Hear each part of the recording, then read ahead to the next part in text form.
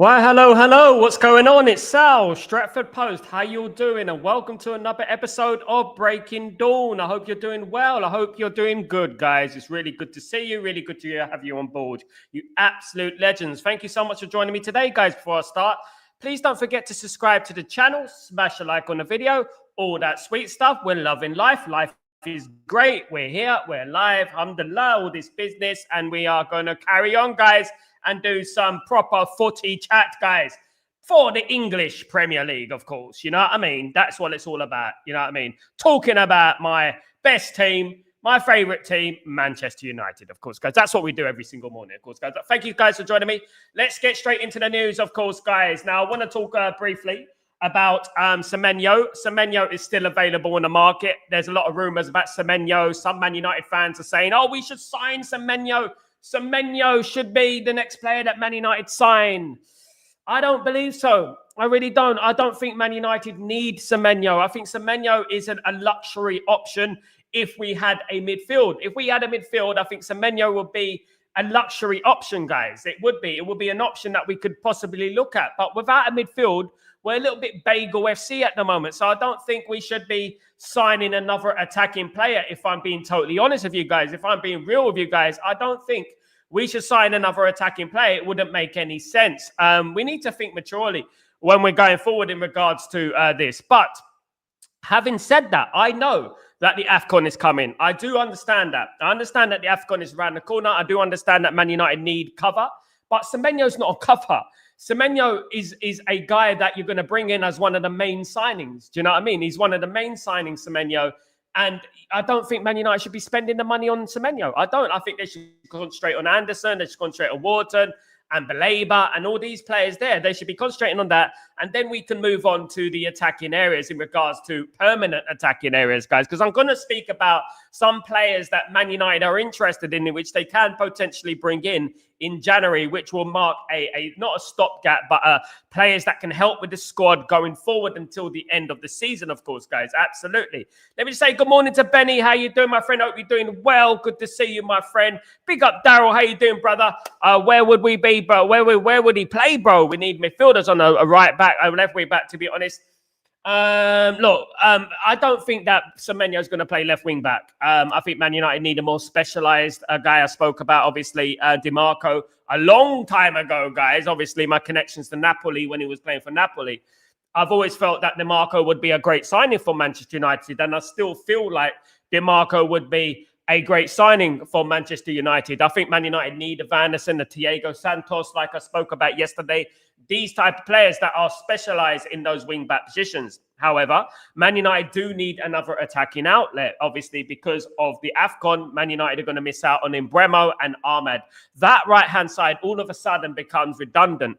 And I think we need to fix that. I really do think, because that is what worries me the most. We can play Dalot on the left. We can play other players on the left. That we can survive on the left because we've got Cunha on the left and stuff like that.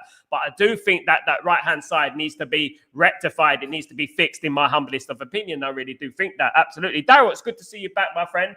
Absolutely great to see you back, guys. So I'm going to get into a couple of players that Man United are linked to this morning, because some people may remember I spoke about a Brazilian player named Ryan, R-A-Y-A-N.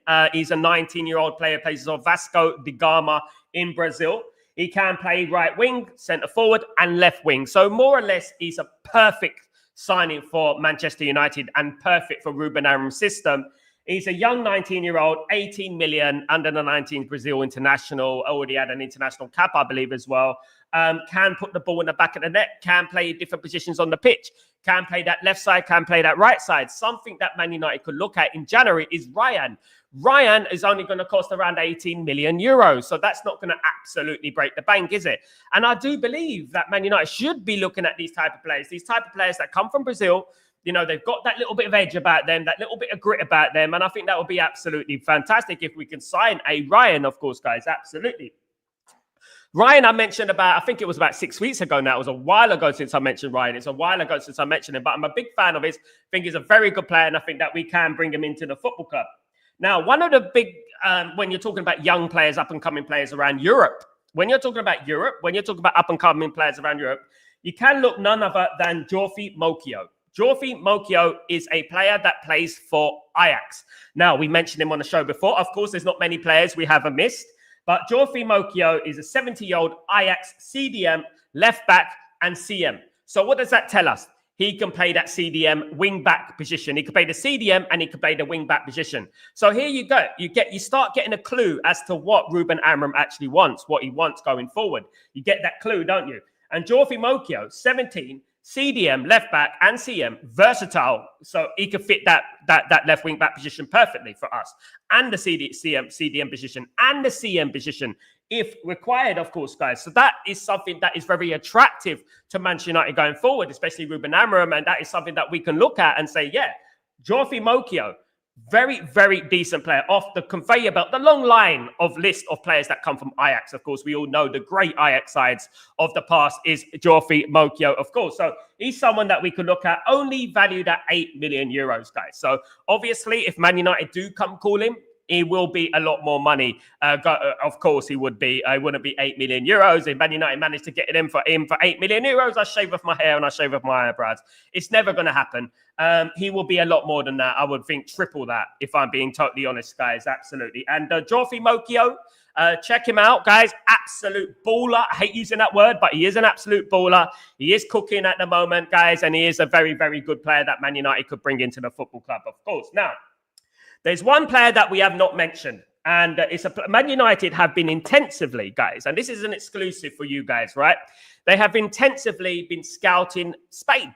They've been looking around Spain. They've been looking at young players coming up in Spain, because obviously Spain, what I like about Spanish football is the fact when you go down to the lower divisions, you have like the likes of Barcelona B, Real Madrid B, etc. You have the youth teams playing in not the major leagues, but professional football leagues, in regards to it's like a bit like Man United under 21s playing in the Championship.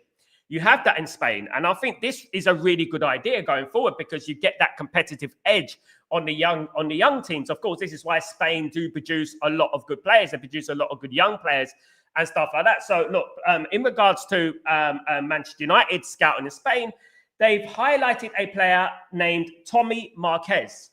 Now, Tommy Marquez, you may be no surprise that he's from the La Masia Barcelona Academy.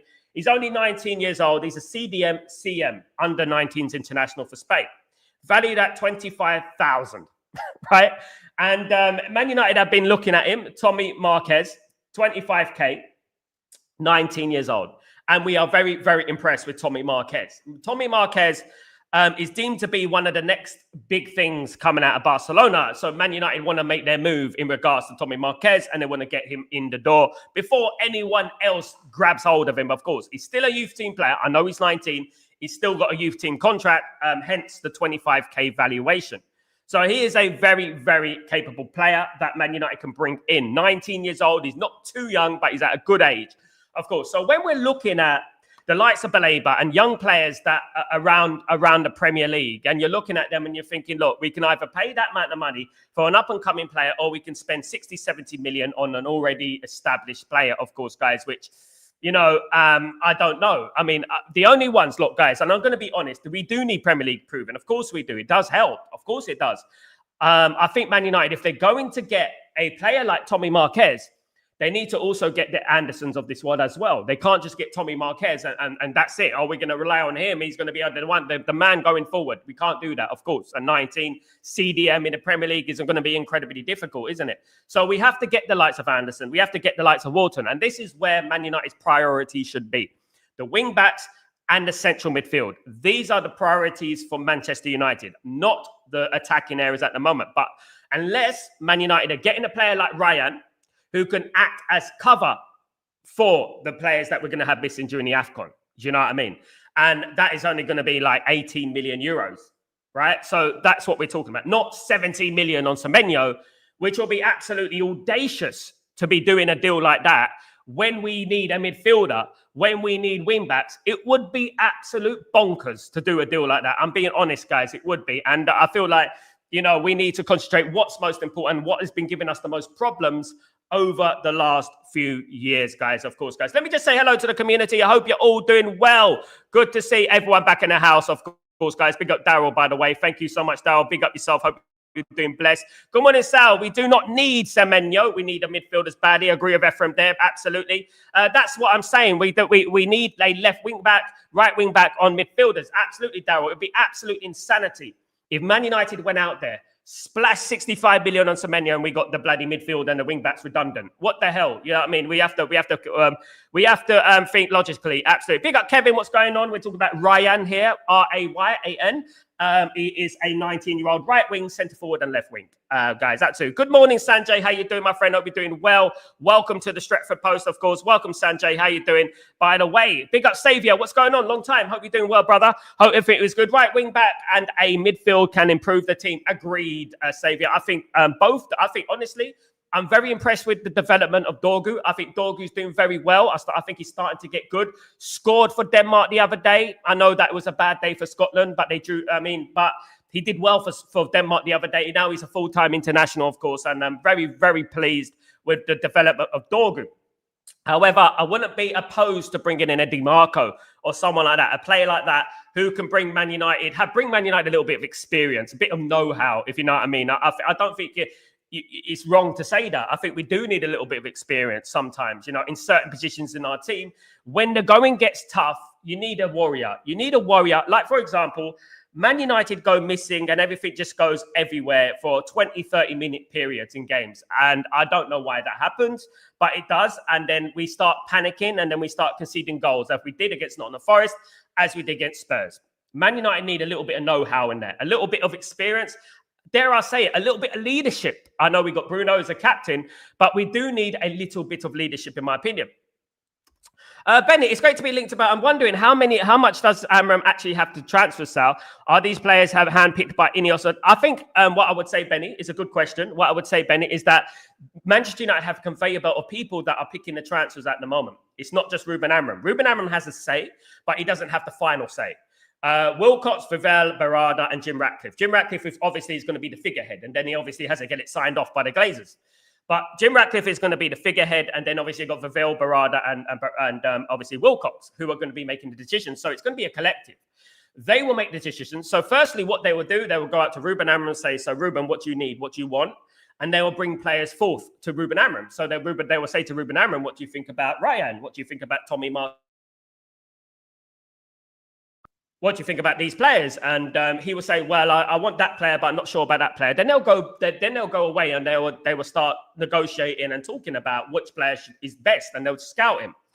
Man United apparently have around 100 million to spend. This is a rumor. I believe it when I see it. I do believe Man United have got more money than they make out that they've got. I believe Ineos have. I do believe that. We didn't sign Baleba last summer. We were supposed to sign Baleba. I know part of that money went on Senny Lamens. 30-odd million went on Senny Lamens, but Man United have money there to spend. But Man United are not going to spend 100 million in January. And I could guarantee you right now, Man United will not spend 100 million in January unless there are players that are going to be leaving the football club. If there's players that are going to be leaving the football club, then Man United will be spending maybe up to 100 million, of course. Big up Axel, but ALX, what's going on, my friend? Hope you're doing well. I love United so much, but these English media is so ridiculous. It's insane. English media is English media, ALX. As an Englishman, I've been raised in England. And born in England. I know what the media are. I know that the media in England, they like to bring you up, to bring you down. That's what they do. Man United are the most hated team in England, but one of the most loved teams around the world. They're the most loved team in the world right now, along with Real Madrid. So people hate Man United are just haters, because at the end of the day, there's a difference between being hated by majority and being loved by the majority and hated by few, if you know what I mean. So Man United are hated by the minority, and that's fine.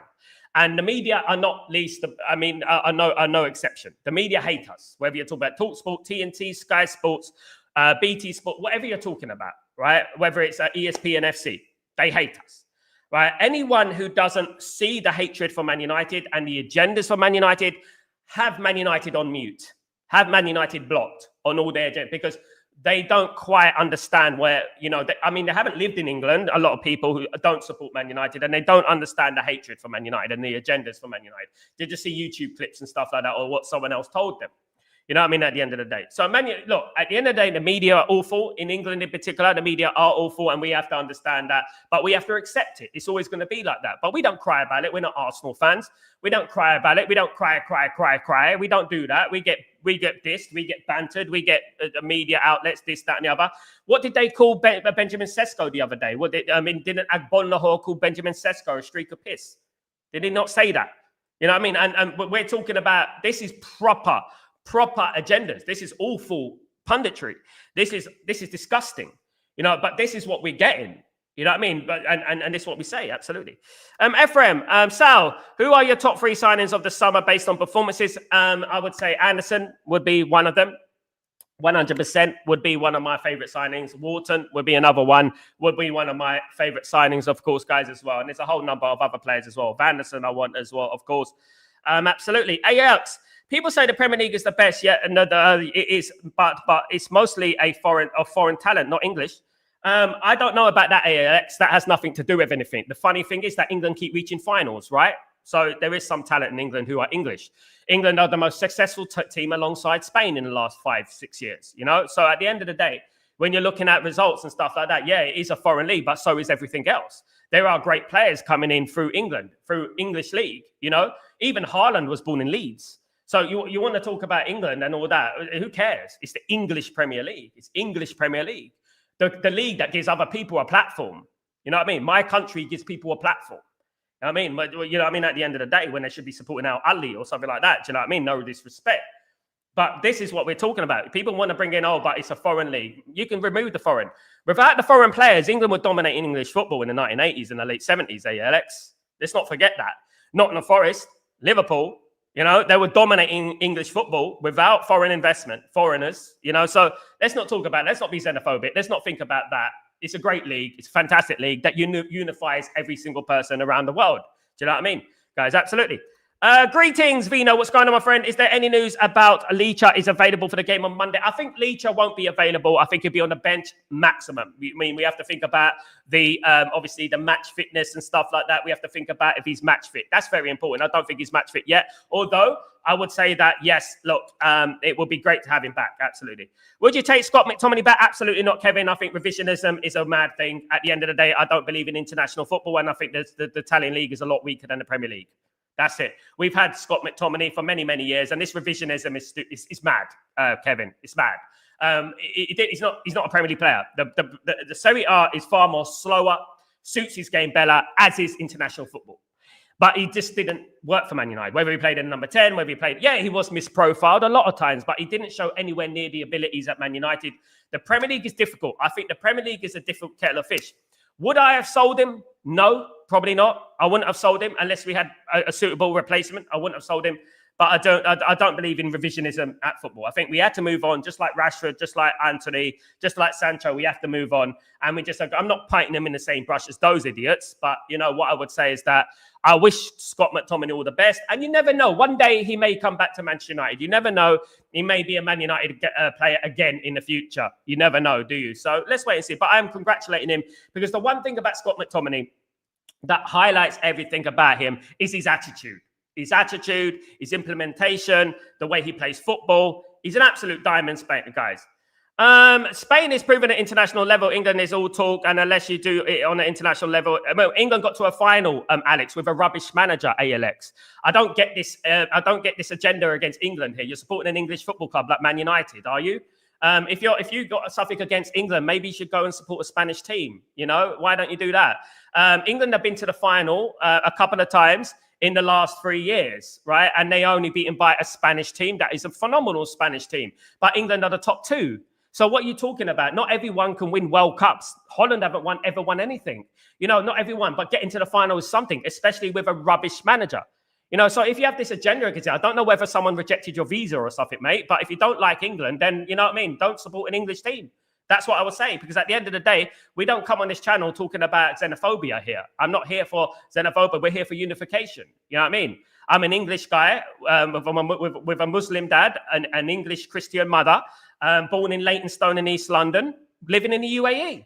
Who cares? You know what I mean? At the end of the day, that is life. And what I would say is, if you don't like England, England this, England that, England are the best Premier. The Premier League's the best league in the world because it's English. The best, second best team in the world in recent years has been England. You know, and you can't deny that. Not just because they didn't lift the trophy. Then you might say that, well, Arsenal, oh, they're the second best team. They're this, they're that. Do you know what I mean? At the end of the day, it's ridiculous. Scott McTominay is not good in Manchester United. End of story. Ephraim, I like your comments, mate. You speak it as it is, guys. We have to be honest, guys. We have to be honest about certain things, and we have to think about things objectively, not just about, you know what I mean? Not just about, you know, oh, look, he's doing well at Napoli. Let's bring him back, guys. You know, no. Look, my wife is from Napoli. I have half of my family are from Napoli, and I know that, you know, it is a little bit overhyped at the moment. Even they say it. You know what I mean? Just let me tell you that. Vino, who are going to be the dark horses in the World Cup, in your opinion? The dark horses. For me, let me just say something. There's not many player team. Let me think. The dark horses in the World Cup. You could say Brazil, to be honest. You know, you could say Brazil, to be honest. But I'm going to say this, and I'm going to surprise a few people. USA. I think the USA would be the dark horses this year. I think they'd be the team that would do well this time. Big up, Vino. Good question. Every country has foreign players. There is no different. The most watched is English Premier League. I mean, hatred, isn't it? It's just hatred for England. I'm English. I mean, you're coming on here blatantly saying English this, English that. Imagine me supporting Hearts of Oak and going to Ghana and saying, oh, don't like it here. Bloody hell, they're lucky this. No, don't do that, mate. You know, be thankful for the team you support. Be thankful for the platforms that the Premier League has given you. You know what I mean? At the end of the day, be thankful. Be thankful for football. You know what I mean? Guys, you can never rule out the Germans. I said that, actually, Benny, you make a good point, because I did actually say this to Tyborg a couple of weeks ago. I did say on the stream that Germany can be a dark horse, Benny. You never write off the Germans. When the Germans get further in the tournament, they start getting dangerous. And I know with Germany, because Germany has something like you have to cut it off before they even get going, which is get them at the group stage before they do anything. They're not as great as they used to be. Of course, they're not. But what I would say is this. Germany are a danger. They are a threat, and we have to be wary of them. I actually got a feeling they're going to play England. I do. Guys, how can I forget? One of the dark horses in the World Cup will be Norway. One of the dark horses in the World Cup will be Norway. That is my prediction, guys. Here you go. You heard it here first on Stretford Post. One of my dark horses in the Premier League, in the World Cup this year, next year, will be Norway. What do you think? What do you think, guys? What do you think? Absolutely. But yeah, it's going to be interesting. I'm really looking forward to it. Can't wait till the watch-alongs. The watch-alongs are going to be late. They're going to be late for me. I'm going to be doing them like midnight, 3 a.m., 2 a.m., all these funny times and stuff like that at the end of the day. Do you know what I mean? And yeah, can't wait for it, of course, guys. Can't wait for it. Who knows what can happen, guys? Anything can happen. It does depend on the draw as well. Let's not forget that the draw is coming up very soon. Playoffs ain't even taken place yet. Do you know what I mean? We don't even know who's in it. You know, the majority of the teams, a lot of the teams, we don't even know who's in it. It's only a few teams that have qualified at the moment. But anyway, guys, absolutely. But yeah, so I've mentioned, obviously, Jofi Mokio. I mentioned Ryan, and I've mentioned Tommy Marquez. This week has been quite a busy one. We were speaking about Joaquin Panicelli yesterday, a 23-year-old Argentinian striker. And we were also speaking about Thiago Santos yesterday as well. Who's a 23-year-old Portuguese right winger, right midfielder, of course. So that lots of names that are coming out. And also we were talking about, obviously, Seko Kone. Should Seko Kone be given an opportunity in Man United's first team? This is a question that I want to ask people as well. Thank you. Yeah, defo Norway looking good, bro. Yeah, Norway. Look, I forgot about Norway. I can't believe I forgot about Norway. They are looking good. They're looking prolific. They're prolific. And I think they've got a good blend in their team between attacking and defense. I think they're very good. Obviously, they've got a lot of great players as well, guys. Absolutely. Benny, I have to be honest. You have a proven goal scorer. Norway could actually go well. They will do well when you've got a proven goal scorer. But so have England.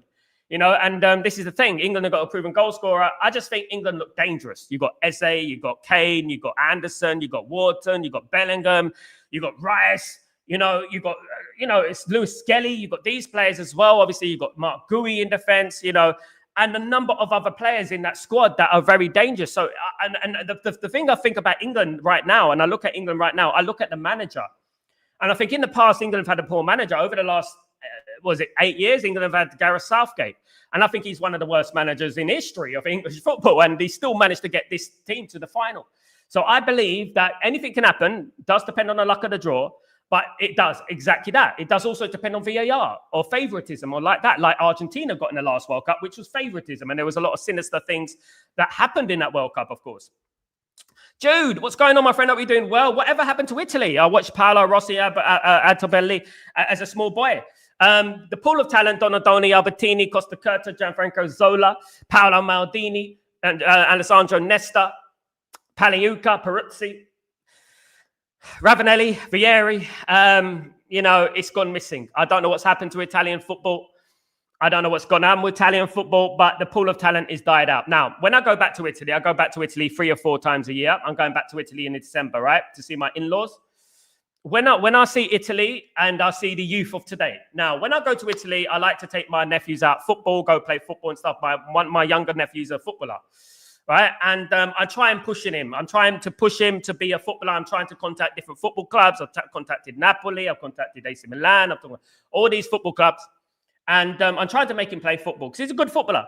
And basically what happens is that when I was younger, I used to when I came home from school, I would pick up a football and then I'll go straight out and play football. Nowadays, what the youth are doing is that they're coming home and going straight on the phone and going on games and things like that. And I think this is jeopardizing the development of players, not only in Italy, but around the world as well. Because when I talk about England as well, when you think about Harry Kane, for example, and you think about if Harry Kane weren't playing for England, who's the next guy? Let's be real here. Who's the next guy for England? Who's going to be that guy going to be scoring goals for England? Do you know what I mean? And this is what we're talking about. We're going to be a world full of false number 9s. That's what we're going to do. We're just going to be a world full of false number 9s. And, that is a problem.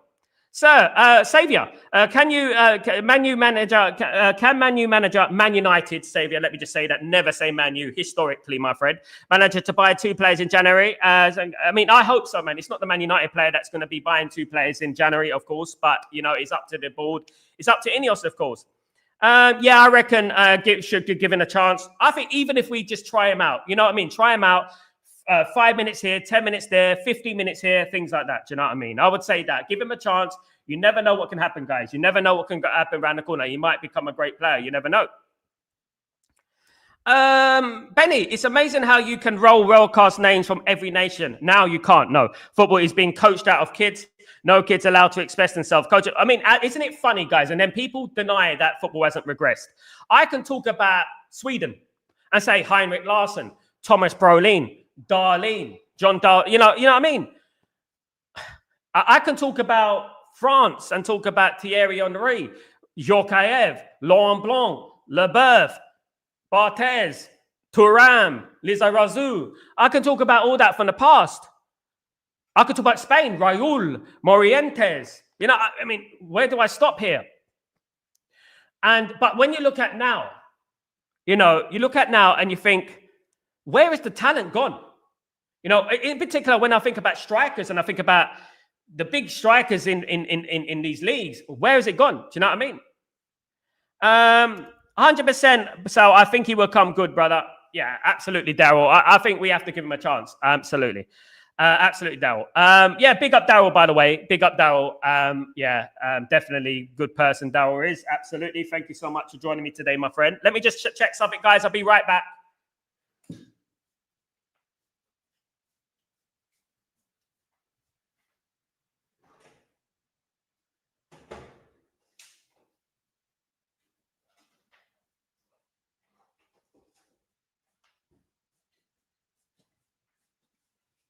Sorry about that, guys. Thank you, guys. So look, you know what I would say is that, the talent pool has gone down, unfortunately. And as I said there, the proof is in the pudding. You know what I mean? Vino, Lewandowski is a world-class goal scorer, but Poland didn't do anything. Yeah, obviously. They're not a good team. They're not a good team because at the end of the day, if you don't have a good team, you're not going to do it. I can take you back to Hristo Stoichkov. Of Bulgaria and Lechkov for Bulgaria. I can talk about Georgi Hagi of Romania. I can talk about all these players that played for small clubs, small teams, small countries, small nations. There's been many. You know, Ibrahimovic, who played for Sweden, this generation of Swedish player. You know, there's been many players that have played for their nations that their nations ain't very good, unfortunately for them. You know, and look, you know, you can't do it on your own. That's it. Even Haaland can't do it on his own. Haaland has a team around him at Norway. Kane has a team around him in England. You know, and this is what we're talking about. Do you know what I mean? And it's difficult to do it all on your own, of course. Absolutely. This is what Man United are missing as well. And when I talk about Man United, and I talk about Bruno Fernandes, and I talk about yes, he's individually, he's got good stats, he's this and that, you know what I mean? He does goals and this and that. And I think, but as a team player, is he good for the team? And this is what it's all about. It is a team game at the end of the day. And we have to talk about the team. Sometimes you can have a player who has the best stats in the world, you know what I mean? And but when you remove them from the team, they actually become a better team. You know, it's hard to believe, but it's true. I always bring up Coutinho, who played for Liverpool. I always bring him up, and I always say that, yeah, look, you know, he was brilliant. And when Liverpool got rid of him, I know they got rid of him for a lot of money, but when they got rid of him, people were like, oh, you can't get rid of him. Coutinho, he's the only one that does. What Liverpool going to do? And they built a team, and then they fixed the team. Do you know what I mean? At the end of the day. The street I live in now has big green in our area, but the last 2 years we have at least 40 kids playing all the time, and some kids are ripping it up like their respective leagues. I mean, look, you know, I hated when people used to do that when I was younger. I remember when the council it's called in England, they used to invest in the area, and they used to bring like goals and make goal nets and stuff like that. And then people would come up and start cutting them with scissors and stuff like that. And I remember I used to go and play football, right? And I used to tell them, what are you doing? Why are you doing that? What is your problem? Why are you doing that? This is for us, you know, and you know, but people just weird, you know, at the end of the day, you know. Ephraim, Sal, spot on. Nowadays, we're not allowed to express themselves. Sal, I mean, at the end of the day, when I talk about football these days, people need to listen. You know what I mean? They don't, because, you know, they think of things from a certain narrative and stuff like that. Unfortunately, we live in a very snowflake generation that you can say one thing and people start crying about it. You know, and that's the problem. In football, we need to get back to grit. You know what I mean? You know what I mean? Men are becoming bloody mouses at the end of the day. That's what I would say about it. You know, like for example, you know, you can't say anything about football which represents facts because it hurts feelings. And when you hurt feelings, that's what happens. You know what I mean? Victim mentality. Unfortunately, Kevin, I think we should go for Semenyo and Janet if they sign a new contract. No chance. If they sign a new contract, I don't actually think that, Kevin, because I don't think Man United needs Semenyo. Man United need a midfield. If Man United spends 65 million on Semenyo, that would jeopardize the opportunity for Man United to get the likes of Anderson and Wharton, which is the biggest problem at Man United. Man United can cover the AFCON. They've got Bruno can move a number 10. They've got Cunha there, of course, as well. Shea Lacey's coming through the ranks as well. We can't forget that as well. And Mainu can move into that midfield. We can't bring in Semenyo, because if we bring in Semenyo for 65 million, even if it is 65 million, we're going to neglect the midfield area and the wing-back positions, which we need more importantly. That's what we need. At the moment, we need midfield, because that is where we're being run through at the moment. We're becoming Bagel FC with the midfield. And I think that Man United priority should be that midfield, and fixing that midfield should be top of the list, in my opinion. Absolutely. And I would say that because the midfield position is the engine of the team. And we don't have an engine, guys. I said it the other day. I said that Man United looking at Semenyo is a bit like looking at a cake without the sponge. We're looking at the cherry on the cake, and we ain't got no sponge. And that's what it is. We need that. I would love to get Semenyo in there, Kevin. I would love to get Semenyo, but first things first. Let's think about what's most important at Man United at the moment. What do Man United need at the moment? What's the most important thing for us to get? It's the midfield. We haven't had a good midfielder since Michael Carrick. And that is ridiculous, isn't it? You know, let's be real here. When was the last world-class midfielder we had? Let's not talk about Schweinsteigers and that, because they were way past their best, you know? Absolutely. Big up Kevin, though. Much love to you. But yeah, look, at the end of the day, I would love, you know, ideally, in an ideal world, if everything was perfect, we'll get Semenyo and a midfielder. But we have the Glazers and Ineos, you know? Unfortunately, if we had Qatar in charge, maybe we would have been able to get Semenyo and a midfielder and stuff like that. However, I would say that I trust Cunha and I trust Mbeumo. The problem is that I think that Semenyo's openly said he doesn't want to play left wing back. This is the reason that Giovanni Quenda, who went to Chelsea, didn't sign for Man United, because he doesn't want to play wing back. It's fair enough at the end of the day. We do need specialists in that position, though. We do need specialists in that position, definitely. Esemenyo, sorry, focus on the midfield first. Simple, like you say, we need the spine in the team. Every single team throughout the history, the great teams of the past had the spine, not least Manchester United, whether we had Paul Scholes, Roy Keane, striker and defender, and a goalkeeper. And I think that Man United don't have that at the moment. I think Man United have a defender, they have the goalkeeper, they have the striker. I just don't think they have the midfield. I think that the most important part is that midfield, and we don't have that. And this is where I think Man United need to fix up. They need to fix up that midfield and sort it out, guys. Absolutely, because I believe if we fix the midfield, Man United are going to go on a very, very good run. We're already going on a run. We're already going forward, forthwith, of course. We're going forward. Now we need to get that midfield sorted out. If we get a midfield sorted out, get a couple of competent midfielders in there, I think Man United will do well. I do believe that. And I think we will qualify for the Champions League. The league is wide open. We've got a great opportunity here. It's not like the league is very tight. It's not like there's 10 points between us and the 5th place. There's not. The league is very open. You win one game, you can go from bloody 8th all the way into the top 4. That's how it is, guys. You know what I mean? Ephraim, Sal, our owners makes us worry. If we have a proper owners, we can sign every position. Look, at the end of the day, we probably got the worst American owners in the world. American owners are not that bad, but I think Man United got the worst American owners in the world. I think personally, I think they got the worst. I mean, we got the worst. And what I would say is that in regards to American owners, the Glazers have really ripped out the soul of this football club. Now, someone told me the other day they were comparing Arsenal's ownership to Man United's ownerships. Okay, right. Arsenal's ownership didn't take a loan out on Manchester United or didn't take a loan out on Arsenal, put the loan on the football club, and use the profits from the club to pay off that loan, right? Arsenal didn't do that. This is why education needs to come in. A lot of people don't have education about the Glazers and stuff. They just say, well, we've got bad owners as well. Oh, really? Did they put £1 billion loan on your football club? Did they? Did they pay for their loan with all the profits that you make from your success and your merchandise? Did they do that, Arsenal? It's ridiculous. They always have to... It's ridiculous. People just don't understand. And maybe if they listen more, they might understand it, but they don't listen. And this is why I get it. No one will go on me one-on-one. No person would go on me one-on-one. Never. I don't lose. I mean, at the end of the day. But and the thing is, if I go one-on-one, talk about Man United with chest, it'll be an annihilation. It'll be unfair. It will be abuse. That's what it would be. And this is the thing that people don't understand. It. They have a narrative about Man United because they hate Man United and they want to justify why they're so hard done by and they're that. Arsenal crybabies. Arsenal are not scary. The only people who are scared is because Arsenal act like they bloody 5 years old the way they act sometimes. You know what I mean?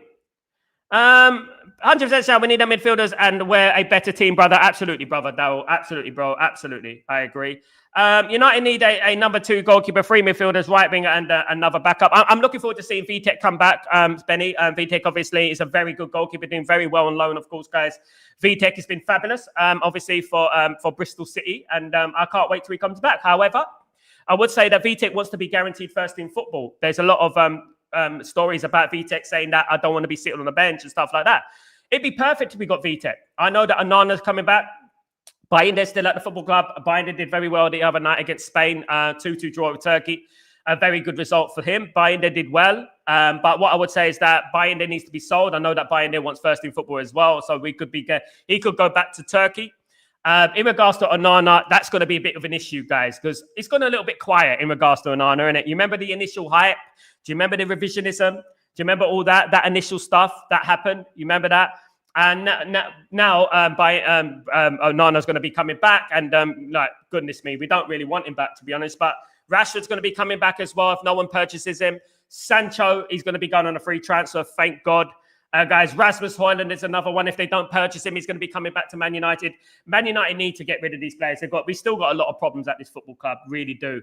And they have to be replaced as well. I do believe that Collier will leave the football club. I do believe that Casemiro will leave the football club. I don't think Casemiro will sign another contract. I know there's a lot of reports around that Casemiro will sign a new contract. I don't believe he will sign a new contract, in my opinion. I don't think so. But yeah, look, we have to wait and see what happens at the end of the day, guys. We really do. January's going to be a big time, and so is the summer, guys. It really is, and we have to wait and see what happens, of course, guys. We really do. But yeah, guys. Look, this is how it is. Glory, Man United. We all hope that Man United do well, of course, and we hope we can continue this unbeaten run because it annoys a lot of people. And when we annoy a lot of people, that is when it's good. right? I like annoying people. I do. I'm sorry. I'm a Man United fan. I annoy people. Okay, that's what I do. Because at the end of the day, if you don't give respect when respect is due, I will annoy you. And that's what I would do. Because at the end of the day, if you're going to support a team from England or anywhere, from Italy, from Spain, learn about the league. Learn about the history of the league. Learn about what came before you. Learn about what gave you that platform. Learn about who people are. If they really support Man United. You know what I mean? Do they really? Do you really support Man United? And that's the thing. And that's the difference between me and other content creators. You know, for the life of me. Like, for example, there's many people out there that I like who claim to be Man United fans, but I don't believe they're Man United fans. I don't. And there is, and you know what? They pretend and they're negative all the time and da. I don't believe in Man United. Some of them, I went to school with them and they're content creators now, and I've seen them in Arsenal jerseys. And they say they support Man United. You know, so at the end of the day, this is what it is. LT, big up, Sal. I really hope that we'll improve our second half performances and control games better when we're in the lead. And it's clear Amram also saw that when we're listening to the interview. He did, yes. 20, 30-minute periods during games. It's not just under Ruben Amram. We've been doing this for a couple of years now, where we start very well. We get into the game. We're playing well. Then all of a sudden, it goes crashing down like a ton of bricks. Now, I don't like Arsenal. But I admire Arsenal by the way they play football and the way they're in control of the game. You never see Arsenal looking nervous. You never see them panicking. You always see them in a control of the game. You always see them, getting that ball going, and just being calm. Even when they concede a goal, they're calm. The thing is, when Man United concede a goal, you always feel that they're going to concede another one. You know what I mean? We look tight, we look compact, and then all of a sudden, bang, bang, we're down 2-1. You know what I mean? And that happened against Nottingham Forest, and that happened against Tottenham. No coincidence that it was a duplicate. Those games were duplicates. Two of the same thing. 1-0 up at half-time, concede 2 goals quickly. Just like the game against Tottenham. In the end, we showed great character to get through those games against Nottingham Forest and Tottenham. We showed great character. But it's not sustainable. Of course it isn't. In regards to the Tottenham game, we were down to 10 men, so I feel like we've done pretty well to get back into the game. But against Nottingham Forest, we showed good character to get back into the game, but we lost ourselves in that game. The substitutions didn't make an impact. Like against Tottenham, the substitutions didn't make an impact. And I think this is a problem at Man United. Our squad is thin, Kevin, Adam Wharton, Elliot Anderson has to be top target in the summer. I agree. Hopefully we can get one this January. Who knows? 17 hours, only 22 likes, guys. Hit the like button. Benny, what's going on? Hit the like, guys. Hit the like, please, guys. Don't forget, we need to get 50 likes before the show ends, guys, on Breaking Dawn. Every Breaking Dawn, we get to 50 likes, guys. Absolutely. If we could do that, that'd be absolutely fantastic, guys. Thank you, guys. Ephraim, Sal, in your life, is there anything you say you did not fulfill that thing? There's many things, mate. But one thing about life in general, you don't dwell on things. You just get on with it and you move on. And that's it. If I didn't fulfill something, the biggest thing I didn't fulfill probably was being in the music industry, and I didn't get a top 10 hit, but we sold thousands of records. We were around the world touring.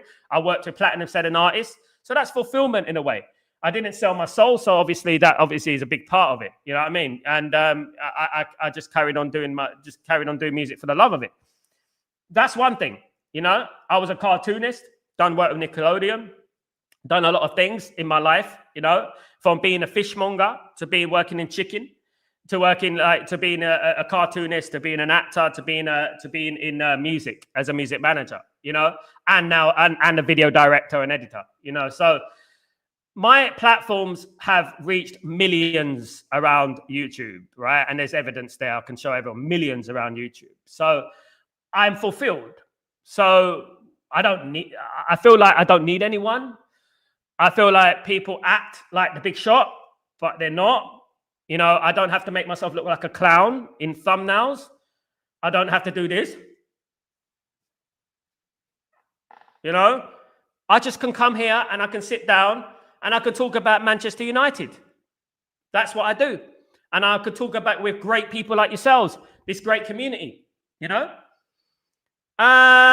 Benny, is that 10 minutes we had to always talk about, 10 minutes we always talk about. I think it's 20, 30 minutes, mate. I think it's a lot longer than that. And then when we go behind, Benny, that's when we suddenly click into gear. Oh, better start moving. You know what I mean? Bear me a second, I've got to turn off the cooker. One sec.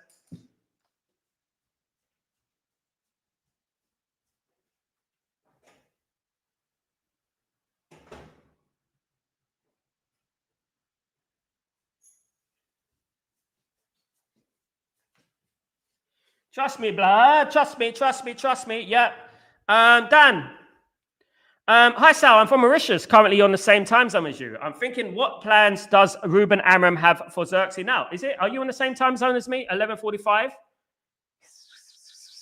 11:45 in the morning for me.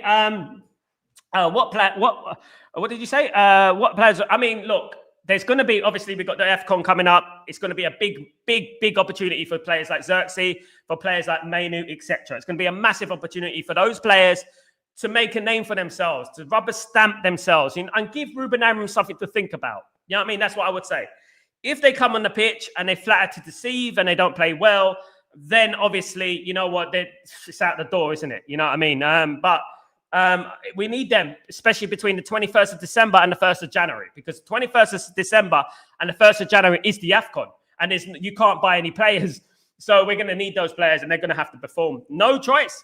LT, I also think we need to also improve in the possession, because I think that's one of the reasons we're more direct than not, and that's on the midfield, because we have, possession primarily is based around the midfield. The midfield is what dictates the play the majority of the time. And also the defender that can get the ball out from the back. People forget that we miss Licha Martinez. People can criminally underrate Licha Martinez. And this is why that, at the end of the day, we've been struggling because we don't have that outlet who can bring that ball forward like Licha Martinez does in that midfield. And the midfield, obviously, keeping control of the game. We don't have the control. This is why Man United need a couple of midfielders. And when you look at the game against Nottingham Forest, for example, right? You look at the game against Nottingham Forest, and you look at Anderson, and you see Anderson, the way Anderson dominated that game, the way Anderson was the one that got Nottingham Forest a point. So exactly, most I admire about you. You're a truthful and honest guy. Thank you, Ephraim. Really appreciate that, mate. I'm real, guys. I'm a real guy. I'm not fake. You know what I mean? I'm not fake. At the end of the day, I am a real guy, and I will always be honest with people. You know what I mean? At the end of the day, thank you so much. Thank you so much for noticing, my guy. Really appreciate you, my friend. Absolutely. I'm not a bum with 200 subscribers in the tank top sitting on a stream, you know what I mean, with chubby arms, you know what I mean, and stuff like that. Do you know what I mean? I'm a proper real guy, do you know what I mean, and stuff like that. I don't pretend to be something I'm not, you know, at the end of the day. So, guys, look, one thing is what I want most of all. I want a successful Man United. And I think if anything has taught me anything this year, right, is the fact that, you know what, Man United being successful is so important. Because I've realized, and I've been reminded, by the way, how hated Man United are by some quarters, right? There's some who exaggerate it. There's some who are Liverpool fans who don't really understand Liverpool. They've never been to Liverpool. They don't understand what Liverpool is. Some of the greatest conversations that I've ever had have been with Liverpool fans at Manchester Piccadilly or Liverpool Lime Street, you know, at the end of the day. So there's some people, but I've reminded how the exaggerated hate for Man United is exaggerated because it's popular to do, and it's popular to hate Man United. But I will remind those folk that when Man United are successful again, when Man United are at the pinnacle again, I will remind them of the clicks and likes they're getting and the complete, utter kissing backside that they'll be doing as well. Scary Man United. You know what I mean? And I hope we can get to that stage again. I think you would make a good consultant for the future Man United recruitments. Yeah, 1147 here, two Englishmen aboard. Big up, my friend. I hope you're loving Mauritius. Beautiful country, of course. Look, you know what I would say? Thank you. I mean, I would love to work at Man United. I've been, touted as being a scout for Man United before. I would love to do that. I would love to work at Man United at any capacity, and that would be great. Working at Man United would be fantastic, of course. I mean, the most important thing for me would be basically, Man United being successful again. That would be on the forefront of my mind. That would be what I would want for Manchester United. That is what it would be. Do you know what I mean? Samuel, big up, Dan. Samuel, some people talk about putting Lisandro Martinez in midfield. The one thing is, I've heard a lot about that, Dan. Samuel, sorry. I've heard a lot about that, Samuel. Why hasn't no one done it? There's obviously a reason. Even when we've been short of midfielders, why hasn't no one put him in the midfield? And I'll tell you why. The reason that Licha Martinez doesn't go into the midfield because he goes into crunching tackles, right? He goes into crunching tackles and he can break his leg easily. The way he plays is ridiculous. He puts his body on the line. And when you play in that midfield, he can easily get a red card. This is how I analyze the game, right? You can easily get a red card because in the midfield, you need to be technical. There's a reason that the likes of Ruben Amorim and Eric Ten Hag didn't play him as a midfielder, and there's obviously a midfield is very underrated how much intelligence that you need in midfield. People are grown up from a young age playing in midfield, you know what I mean, at the end of the day. He's got leadership qualities, but he's not a midfielder. He's not got the technical ability to be a midfielder. 1 second, guys.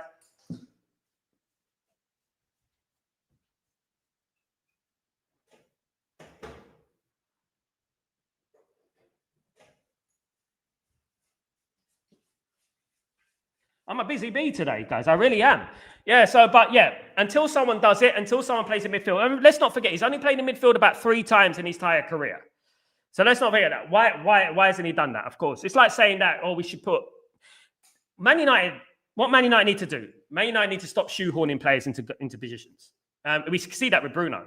It's not good enough. Bruno, before Bruno moved into midfield, I remember it categorically. I remember before Bruno moved into midfield, I remember people saying that, we should move Bruno into that midfield. He might be good. He's got the qualities and stuff like that. And here we are. You can see he gets exposed. He may have some qualities, but he ain't got everything. Because in the midfield, you need to be like Paul Scholes, Xavi, Iniesta, blinkered around. You know what I mean? And stuff like that. You need to be 2-3 passes ahead. LT, we thank you for bringing us this community because I feel comfortable here. Thank you so much, LT. It's good to see you, man.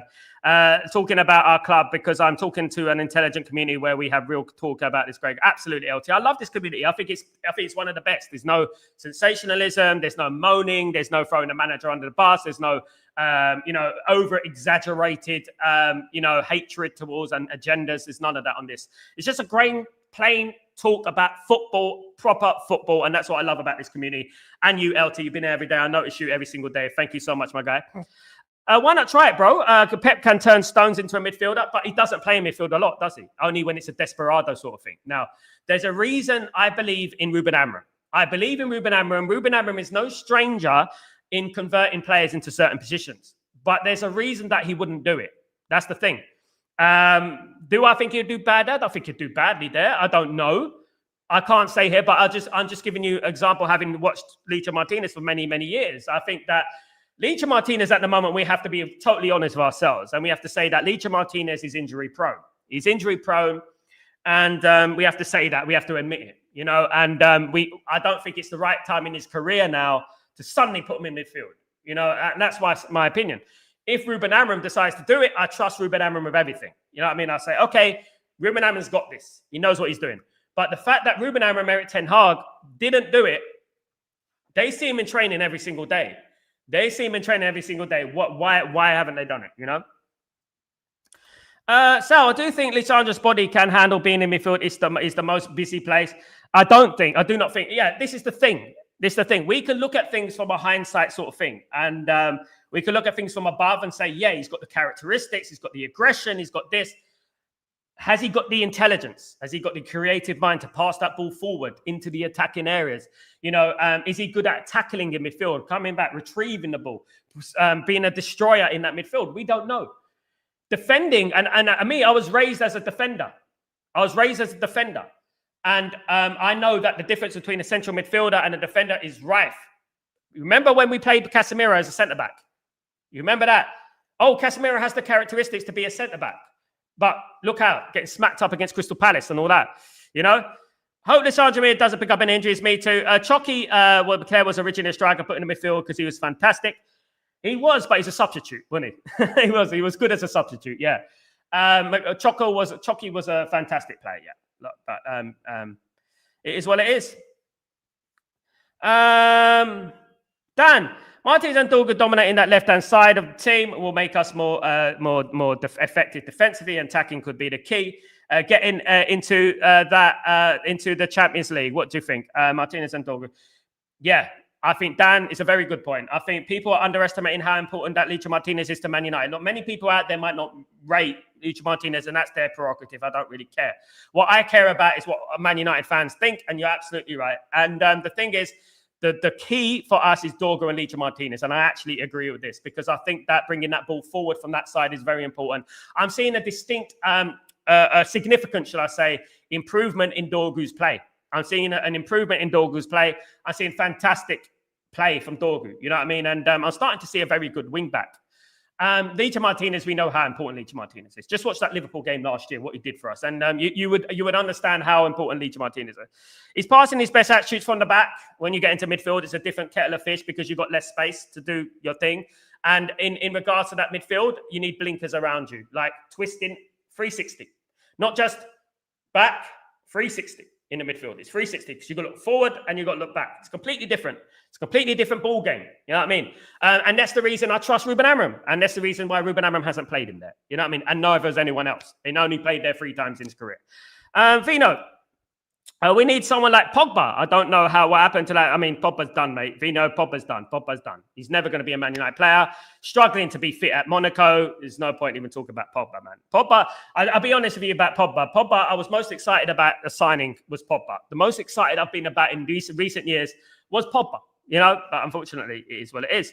He's injury prone because he's gun-ho climbing tackles. And imagine this, Benny. Imagine this. In the midfield position, you're going to be diving into challenges non-stop because the midfield is where it is all at. When you look at heat maps, for example, look at a heat map from any game. The big orange circle, right, is in the middle of the pitch, right? It's not so much at the back. You get blotches. At the front, you get blotches. But in that midfield area, you get a big heat map. You get the heat right there. Now, imagine Licha Martinez thrown into that circle of heat map. Imagine the challenges and the tackles that would be diving into. You know what I mean? Imagine the injury proneness. We got to think about that. You know, we got to think about, obviously, the player himself and stuff, you know? LT, the squad is far from being built by Amorim, shows us that if he can get a full squad of his own players, we can really compete against, because I can see the difference up top and with his midfield. I think anyone who doesn't see the improvement from Ruben Amorim is basically is agenda driven. I think anyone who can't see an improvement from Ruben Amorim is agenda driven, in my opinion. I see a lot of improvements. I see everything working out, starting to work out. And if he got the players that he needs, he gets the players in his squad. Guys, we're ahead of Liverpool, right? Irrelevant Man United are ahead of Liverpool, okay? They spent $500 million and we're ahead of them, right? Doesn't matter how many points or how many goal difference we're ahead of them, we're ahead of them. League finish now, we'll be ahead of them, you know, and that's what it is. I'm not talking about Pogba specifically, bro. That type, I admit, Moussa Dembele and Antis Cazorla types. Very underrated, Moussa Dembele, Vino. Very underrated, and so was Cazorla. Santi Cazorla was very underrated. He was a proper baller. He was, definitely. Angelo Stiller. First time we mentioned Angelo Stiller today. Big up Samuel. Angelo Stiller would be perfect for the Manchester United midfield. He would. As I said, my dream midfield, guys, it's my personal choice. It's subjective, of course. My personal midfield choice would be Angelo Stiller and Anderson. That is my midfield choice. And that's what I've always said. Everyone has their opinion. They could be, it is subjective, as I said. You can have whatever opinion you want and what you want. I would love Anderson and I would love Stiller. I would also love Adam Wharton and Stiller. I think those two will complement the midfield so well. They'll complement the midfield so well, and I think we'll be solid as well. At the same time, we could bring that ball forward and we could be solid at the same time. Do you know what I mean? At the end of the day, guys, absolutely. But yeah, look, guys. What Man United do in January is imperative to what we do in the future. It's very important to what we do in January because this AFCON obviously is a bit of a problem for Man United. We have got some difficult fixtures. We've got Arsenal, of course. We've got Man City, of course, as well. There's no rest for the wicked, you know, and it's very important that Man United give Ruben Amorim as much opportunity as possible in moving up that league and getting into Europe, getting into those top 5, which could be the Champions League places, could be the top 5. So that is the most important thing. Do you know what I mean? At the end of the day. So this has been a great show, barring all the xenophobia and stuff like that happened at the beginning of the show. What I would say is that thank you, everyone. I really appreciate everyone who continues to support Stretford Post. We've got some huge projects in the pipeline for this channel. Massive project. I'm going to intertwine my music career with the great people I've worked with this. It's just going to elevate. It's going to be fantastic. So anyone who's on board now, thank you so much, guys. I really appreciate you guys. We don't need to be on any thumbnails. Even the stream don't like that. We don't need to be on any thumbnails. No, we don't. We're just here to talk straight football and straight seriously about the greatest club in the football world, which is Manchester United. Benny, if Anderson achieved half as much as the last Nottingham Forest player to come to United, will be a happy. Brian Robson, Roy Keane, sorry, Roy Keane. Very, very true. Very, very true, my guy. Roy Keane. Brilliant. I think the best Nottingham Forest player I've seen in the last 25 years, 30 years is Steve Stone after Roy Keane. I think Steve Stone was the best one I've seen. Vino, did you think Ruben? Would you take? Yes, I would. Yes, I would. If it was between nobody in January and Ruben Neves, I'll take Ruben Neves all day, my guy. Absolutely. LT, people forget that Dorgu is still very young, and his main problem is delivering in the box attack. He's getting better though, and defensive attributes are good, and he has levels to go. I think he's going to be one of the best left backs in the world eventually. Just give him time. Give him some time. I know a lot of let people underrate our players. It's okay. Let them underrate our players. Just give him time. I think he'll be an absolute baller. Have a great day, sir. Have a great day, everyone. Enjoy your day, guys. Thank you, everyone who's joined me on this stream. I really do appreciate it. You're absolute legends. Please don't forget to subscribe to the channel if you're new. Don't forget to smash a like, guys. Guys, smash that like button, please. We need to get to 50 by today, guys. Have a great day, Benny. You're absolute legend. Thank you to the members, by the way, guys. Great projects coming up for the members as well, guys. Got some great material coming up. Thank you, everyone, guys. I'll keep updating you with everything I do, guys. Please don't forget to subscribe. And again, don't forget to like on the video, guys. Much appreciated. Shall see you very soon, of course, on hopefully I'll be... Guys, one thing. I'll be live later on, a little bit later. 4 p.m. UK time. 4 p.m. UK time, I'll be speaking to my friend Fozzie about Liverpool and Man United rivalry. We're talking based on 40 years of watching football, not chuff monsters. 40 years of watching football. We're going to base it around that, guys. Absolutely. That's what we're going to do, guys. And it's going to be a great conversation. We're going to do the all-time Premier League 11 in regards to Liverpool and Man United. That should be fun, guys. So join me for 4 p.m. UK time, guys, for that, guys. Absolutely. Morning, Dave. How you doing? Morning, Sal. I think these guys are obsessed with us. Yesterday, I saw a mighty Liverpool fan say that we want Everton to beat us. They want Everton to beat us. I mean, mighty Liverpool. Are that the same mighty Liverpool underneath us? You know what I mean? At the end of the day, the same mighty Liverpool that cry when I say we won it 3 times. We won it 3 times without anyone. We won it 3 times. Is that the same people that cry about that? I mean, cry babies. Prove me wrong. Prove me wrong. Debate me one-on-one. Do it. And I'll bring you. I'll sit you down. Down, puppy. Down, puppy. That's what I'll do, guys. Guys, thank you. Big up, CP. Good to have you on the show, my friend. Have a great day, everyone, guys. And big up everyone on the stream. Really appreciate you all. I'm Sal Warner. This is Breaking Dawn. See you soon, guys. Peace.